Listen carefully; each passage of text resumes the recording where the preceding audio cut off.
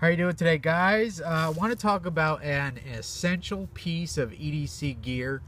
I almost use a pen more than I use my knife. Not quite, but it's very close. Anyways, if you guys are not familiar with a few of these models, I'd just like to bring it to your attention. These make great little Christmas gifts to give or to get. I'm going to start out with my absolute favorite EDC pen I've ever found to date, and that is the Hinderer Investigator pen. This is the smaller one by Hinderer. We could talk about the tactical nature of a few of these pens. Yeah, maybe this one. But really, I think if you're depending on a knife, a knife or a pen for self-defense, not going to say they're not effective, but to me, there's a lot better choices. So keep that in mind as I'm talking about these particular pens I have laid out here. I'm not really carrying with self-defense in mind, although a few of these really could be used as an impact device, right? Anytime you can maximize that pressure to a small point, it's going to be pretty devastating, especially on top of the head, on top of the skull, anything like that. And then put a nice little point on there. Yep. Pretty nice little impact device. Although, you know, I wouldn't carry one of these pens thinking it's going to save my life one day. But possibly it could. So it's hard to deny that, right?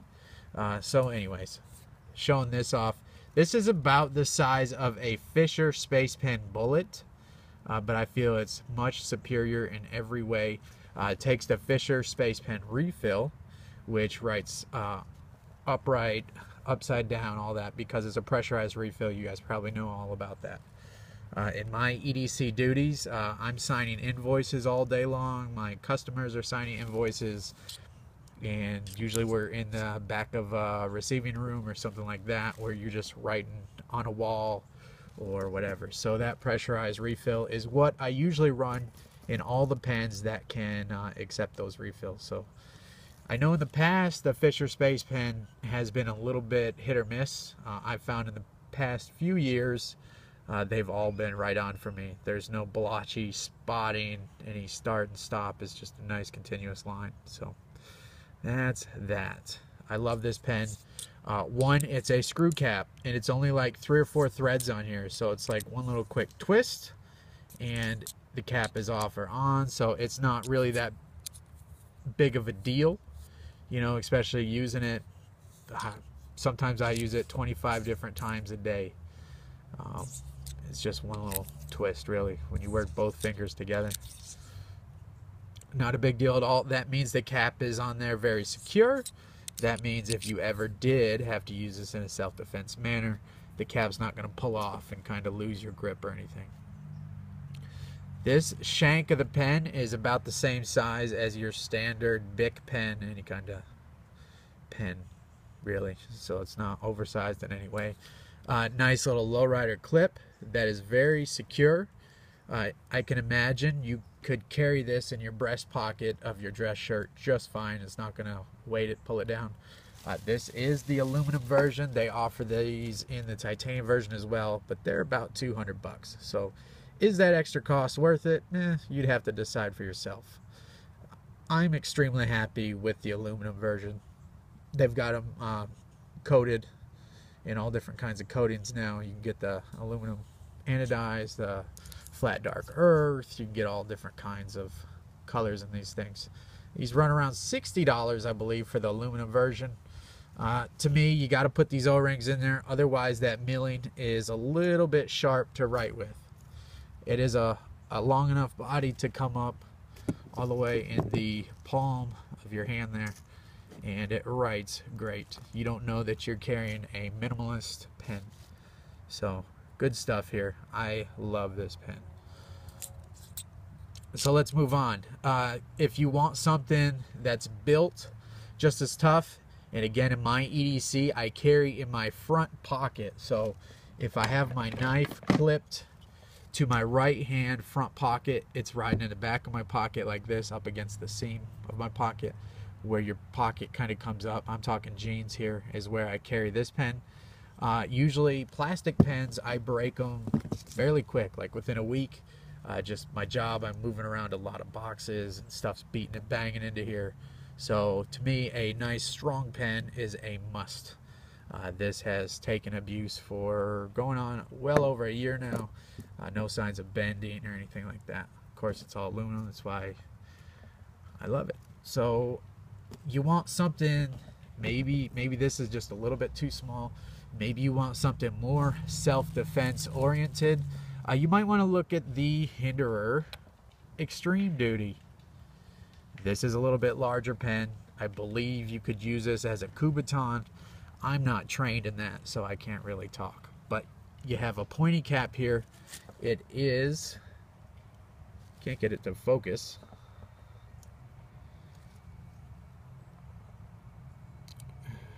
Huh. Never seen that. There we go. It is a screw cap. This does have a few more threads on it. So it's not just one, you almost have to do two, which is not a big deal, but if you're using it on and off a lot, yeah, that might be a little bit of a pain. It does hold the back. Now this is assuming you didn't buy any extra attachments, because they have all kinds of DNA collector tips you can put on the back of this pen. The front is fairly pointy. This does not have a refill in it now. I need to go ahead and pick another one up. They're kind of hard to find locally, but I believe, what is that, REI's have the refills. Staples used to have them, but the Staples I go to was sold out of a lot of their refills, so I don't know what's going on there. Anyways, this also rocks the Fisher Space Pen refill. Also has to put in the O-rings to make it ergonomical, so it's not trying to cut up your fingers at all here. Nice pointy front on it. So it's an oversized pen, but it doesn't feel oversized when you're writing, because you can see all the way around the pen with that nice pointy tip. It's a little bit heavier pen to carry, and not quite as low key in your pocket. So you almost have to decide, do you want a little bit more of a self-defense oriented piece or something more EDC? To me, I would recommend this over this. But again, remember what I'm carrying for. Just for a strong pen that will ride without me even really noticing the pen, you know, and it's there when I need it. So keep that in mind. Both great pens. I believe these, for the normal version, aluminum version, again, they got all different kinds of coatings and stuff. But I believe these run around $85 to $90 or so. That's the Hinderer Extreme Duty. Nice secure clip. Again, it's a great pen. I can justify owning both of them. They are different enough. And I do still carry this one, just not as much as this one. This just completely disappears when you're carrying it. You know, I don't know what I'd do without that pen. If I lost this pen, I'd have to go out and buy another. And I've actually thought about just buying another just to have a backup. And I'm looking at the copper, if I can ever track one down. So I believe the copper's around $80 or $90 or so. They also make them in brass too, but that copper Investigator is very hard to track down. They also make these, I believe, in brass and copper. Definitely titanium. The titanium comes as like a real nice presentation kit. I believe they're over $200 for that. I've never went shopping for one. I've been happy with my aluminum ones, so you know, not really in the market, but to have a backup of that would be nice, just in case, you know. What you're looking at here is a pen I carried for probably 2 years straight, and I was completely happy with it until I received these two guys. So I do recommend this pen. This pen is considered a tactical pen. It is very sturdy. I believe you could really do some damage if you beam somebody on the head. It has a nice hardened steel ball bearing on the back. It's supposed to be a window breaker. I would imagine Surefire has tested that. I haven't, so you know, that should break a window, but I don't know. I haven't tested it.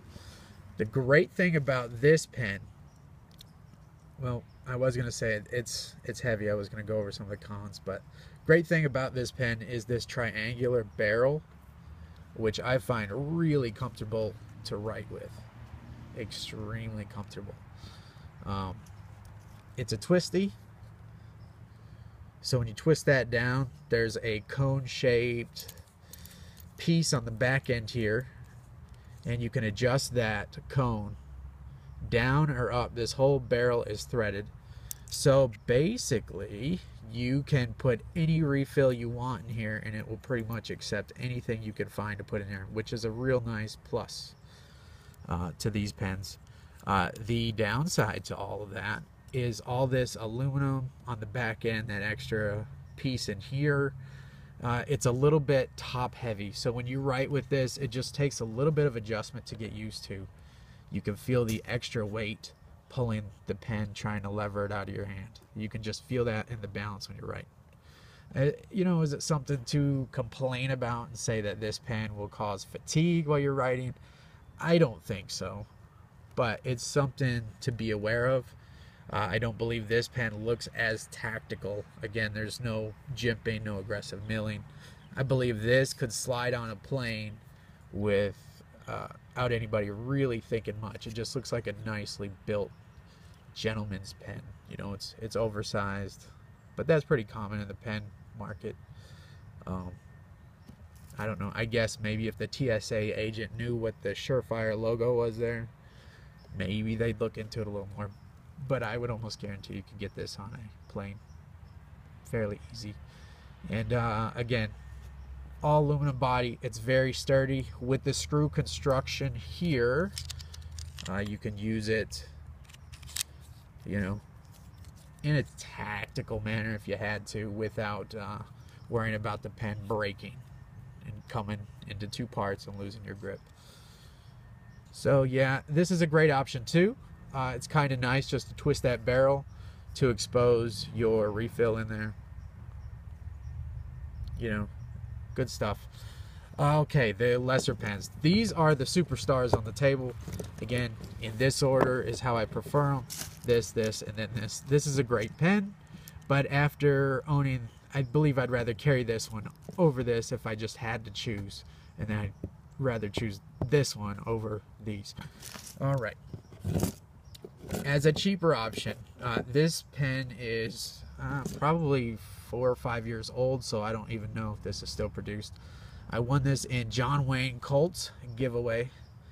Haven't heard from him in a long time. Hope he's doing well. I don't know if he still watches videos or not, but I do appreciate it. This come in a large giveaway package. I believe it had a Manix 2, a Zippo lighter, and some other goodies in there if I remember right. This just says Elite Tactical on it. My complaints with this pen are that this clip is a solid milled piece. There's zero flex in this clip. So basically, if your pant will not, if this will not go over your pant or whatever you're clipping it to, you're kind of out of luck because it's not flexing at all. Now maybe I could go back with a Dremel, cut a little bit of a relief in there and get some flex out of this. I don't know. Another thing is it is not a screw construction, so while it's very tight, this can come apart on you. Again, keeping in mind, I don't really carry for tactical. This is a pen that will get the job done, but the clip is so makes it so hard to carry this knife that this pen that I don't really give it much pocket time. So maybe we'll do include that in on a giveaway or something. But let's look at more affordable options. I picked up this Zebra 402 F402, thinking it was an all stainless body. It's not. Just it's got a stainless sheath around it, but the actual body of the pen, if you unscrew this, is plastic. Can you see that plastic barrel there? If I carried this pen for any amount of time, I might break that clip off, but I guarantee I'd probably break it at that point right there first. This clipped in my front pocket. You know, it's a good pen. They're cheap. I think $6, $7. Zebra does make some great EDC pens. If you're checking out the hand dump hashtag and the pocket dump hashtag on Instagram, you will see a lot of Zebra pens. Not particularly this pen, but I believe they have a 701 or something like that. That is a full stainless body with some knurling around here. It's a real nice industrial looking pen. I'm just not really interested in it because I own these guys, so I don't have that one to show you, but you can do your own research on that. They also, I see in some pocket dumps, people have the telescopic zebra pen. That looks pretty cool. Shrinks down into something like this, but pulls out into a full-size pen. Again, not really interested in owning that. I think that this pen right here is totally worth owning, and it doesn't matter what other pens you have. This is just nice to throw in a journal, throw in your backpack, maybe a backup pen or something like that. Throw one in your vehicle. I believe they're around $20, 25 bucks. This is the iconic Parker Jotter. Sorry about that. This is an all stainless body. You can get these in all different kinds of colors. I do need to grab another Fisher Space Pen refill. Fisher Space Pen, they're not made for the Fisher Space Pen, but the Fisher Space Pen refills come with a little plastic back piece that slides over that refill, and you can fit them in these Jotters just fine. The nib will get through on there just fine. Everything works perfectly with the Fisher Space Pen refill, so long as you use that adapter. Clicky pen, kind of a thin clip. Again, this is more for a breast pocket. This is more for dressing up, more of a formal pen, I would believe. You know, a lot of people have them. I can't speak highly enough, especially for the price that these come in at. Very sturdy pen. For a long time before I grabbed this pen, the Surefire, I carried around a Jotter, so never broke it. They are all stainless. They're not a thick, like tactical type of stainless, but they're a very durable thickness and build. I've never had a problem with a Jotter. I've lost a few Jotters and just replaced them. So again, you get them like red bottom, blue top. Just look around. The Jotter is a wonderful pen, especially when you pair it up with a Fisher Space Pen refill. So out of the must-haves on the table, I would say you got to get this. And with Christmas and all the other holidays right around the corner, this is a great pen to give or to get. The Hinderer Investigator, and this one is as well. This is a great pen. You know, I was always curious about fountain pens and what they might be like for EDC, so just checking it out on the forums, on EDC forums, and seeing some of the hand dumps again on Instagram. Excuse me, I had to take a little swallow of some green tea, but this pen kept coming up. This is the Lamy Safari pen, fountain pen. This is a really fun pen. For me, it's not practical for EDC. I have to have a ballpoint pen to press through multiple invoices. That's not really practical with a fountain pen, and you really shouldn't be pushing on your nib that hard. So this is more of a fun pen if I got to do a lot of writing or if I'm sketching. This is a real fun pen to sketch with. Again, it has a triangular barrel here. I believe they're around $30 or so. I put a refillable cartridge in here. It looks a little messy right now, I believe. Anyways, you can play with different inks. This is a wonderful pen. I can highly recommend it for your first fountain pen. You want something to carry and use, something just to play with. If I was in college still and taking a lot of notes, I would definitely have a Lamy Safari in my note-taking kit, in my bag for sure. Plastic body, nothing real strong and durable, you know. Great construction though for what it is. The almost paperclip style clip here carries real nice in your pants or in your shirt pocket. Pretty light, but it's a real nice fountain pen. I believe I have a medium or a broad nib on here. So again, you can experiment with all the different size nibs, different inks. It's a fountain pen. If I was going to collect pens, which it might look like I do that, I actually don't, but if I was going to collect pens, I would collect fountain pens because there's so many choices and so much stuff to play with. over these, but I would actually have that in my pocket every single day, pretty much. So out of the pens on the table, I would say these are must-haves. The Hinderer Investigator, the Parker Jotter, and a Lamy Safari. I've been nothing but happy with all of these three here. Not to say anything bad about the others, just, you know, greatly prefer this for EDC. Great backup pen, and a fun pen to sketch with, to do maybe if you write in a journal or something like that. So that's it, guys. EDC pens, what are you carrying? Do you carry a pen? Is it important to you? It is to me. I could not do my job without a really nice EDC pen. And the Fisher Space Pen refill is highly recommended by many, but I really like it as well. So that's it. Hopefully you have a good day. Running out of daylight, so we're going to check you on the next few videos. See ya.